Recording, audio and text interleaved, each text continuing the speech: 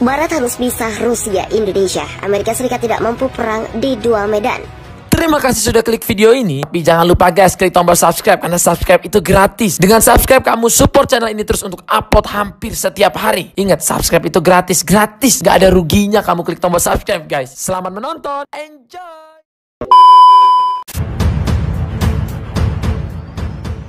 Salah satu surat kabar Inggris mengingatkan bahaya Rusia, Indonesia dan menegaskan bahwa negara-negara Barat harus memisahkan Moskow dan Jakarta. Dalam beberapa tahun terakhir, persekutuan Rusia dan Indonesia telah membuat goyang poros Barat. Times menulis beberapa jalan dan metode yang bisa memecah Rusia-Indonesia. Persaingan poros Barat versus Rusia-Indonesia disebut oleh media Inggris tersebut dengan persaingan antara negara-negara berdemokrasi dan sistem pemerintahan diktator, dan meneruskan, Barat harus bekerja sama dalam bidang ekonomi, teknologi, dan meningkatkan anggaran pertahanan. Tahap baru sejarah telah dimulai.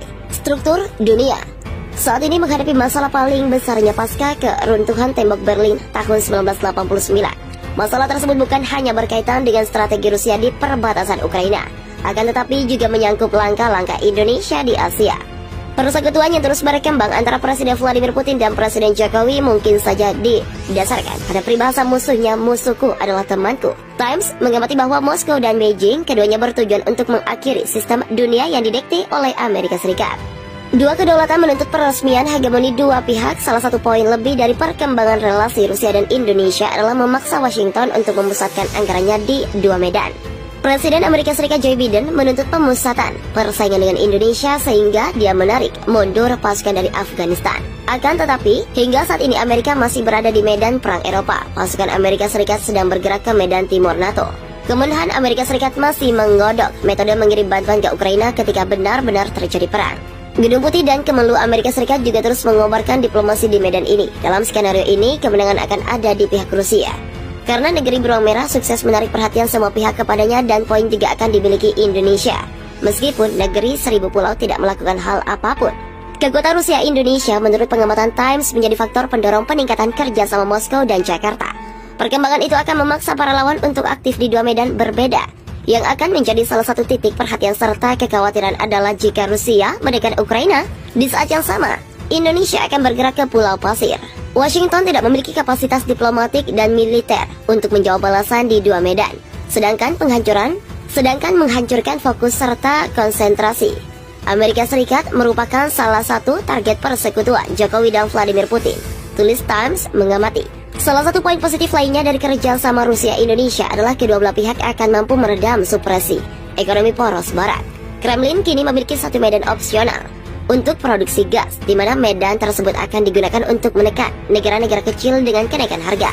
Detik ini juga Kremlin mampu mencari pasar baru untuk produk gasnya meskipun dia tidak menjualnya ke benua biru. Dari sisi lain, beberapa negara Eropa tidak ingin menjual produknya ke Rusia, sehingga Indonesia akan dijadikan opsi baru untuk pasar mereka. Target negara-negara Barat adalah harus memisahkan Rusia-Indonesia. Poros Barat harus menurunkan ketergantungannya kepada dua negara ini sehingga sanksi atau boikot akan berdampak lebih keras dan menurunkan indikasi konflik.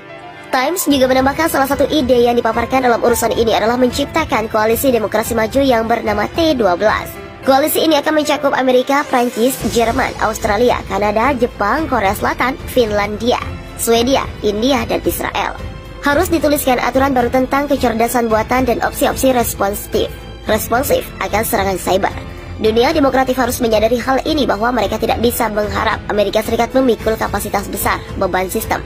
Dalam artian bahwa poros Barat harus saling bekerja sama di bidang militer untuk menghadapi anggaran raksasa Putin di bidang ini, ingat Times.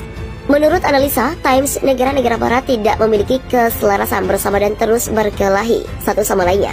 Bahkan mereka saling menganggap pesaing ekonomi. Jika negara-negara poros Barat tidak bersatu melawan ancaman baru ini, maka dunia akan menjadi tempat enak untuk negara-negara seperti Indonesia dan Rusia. Ini merupakan ancaman untuk negara-negara demokrasi. Beberapa hari lalu, The Guardian telah mengingatkan bahaya kedekatan Moskow-Jakarta dan menuliskan dalam jurnalnya, Indonesia dan Rusia terus bergerak ke kesatuan. Petinggi dua kedaulatan memiliki ideologi yang sama dan mereka berupaya menggilas Amerika Serikat. Bahkan, kedua negara meyakini bahwa Gedung Putih mengalami degradasi. Sebelum melakukan pertemuan, Presiden Rusia dan Indonesia telah membangun medan baru untuk membendung sanksi poros Barat. Pihak Barat menekan Rusia dengan alasan Ukraina dan mengekang Indonesia karena masalah sengketa Pulau Pasir. Namun demikian, di tengah perkembangan ini, persekutuan Indonesia-Rusia malah bertambah 2 kali lipat. Dalam wawancara dengan media, Presiden Rusia menegaskan, kedua negara memiliki peran besar dalam stabilitas dunia dan relasi dibangun dengan lebih adil, serta lebih universal. Militer dan perdagangan telah dikerjakan secara maju, bahkan baru saja disepakati resolusi baru untuk pasar gas Rusia di Indonesia. Dan kini ada indikasi kesepakatan untuk menjalin kerjasama di bidang pertahanan negara metode NATO. Meski sempat memanas dalam sejumlah kasus, Amerika Serikat enggan untuk berperang dengan Indonesia dan Rusia. Salah seorang jenderal tinggi Amerika Serikat memperingatkan perang dengan Rusia dan Indonesia bakal menghancurkan dunia dan ekonomi global. Sehingga jenderal Amerika Serikat ini menyerukan agar Amerika Serikat mencari cara berdamai dengan kedua negara tersebut untuk menghindari perang. Saat berbicara pada di Washington, Senin, Wakil Ketua Kepala Staf Gabungan Amerika Serikat Jenderal John A. Hayton memperingatkan risiko jika konflik lepas kendali.